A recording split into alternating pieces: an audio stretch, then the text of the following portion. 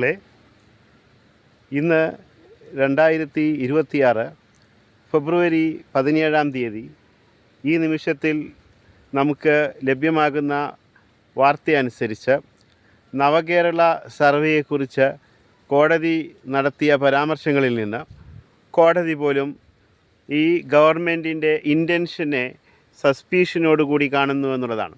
സർക്കാരിൻ്റെ പരിപാടി ഒരു പാർട്ടി പരിപാടി പോലെ സർക്കാരിൻ്റെ പണം ഉപയോഗിച്ച് നടത്താനുള്ള ശ്രമങ്ങളെ നമ്മൾ ഇവിടെ കേരളീയ പൊതുസമൂഹം, രാഷ്ട്രീയ പ്രബുദ്ധരായ കേരളീയ പൊതുസമൂഹം തിരിച്ചറിയേണ്ടതുണ്ട്. ഏറ്റവും അവസാനമായി ലഭ്യമാകുന്ന വാർത്തകളനുസരിച്ച് നവകേരള സർവേയെക്കുറിച്ചുള്ള വിവരങ്ങൾ ആദ്യം അറിഞ്ഞത് CPIMൻ്റെ സംസ്ഥാന സെക്രട്ടറി ആയിരുന്നു എന്നുള്ളതാണ്. കൂടുതൽ വിശദാംശങ്ങളുമായി നമുക്ക് വീണ്ടും കാണാം.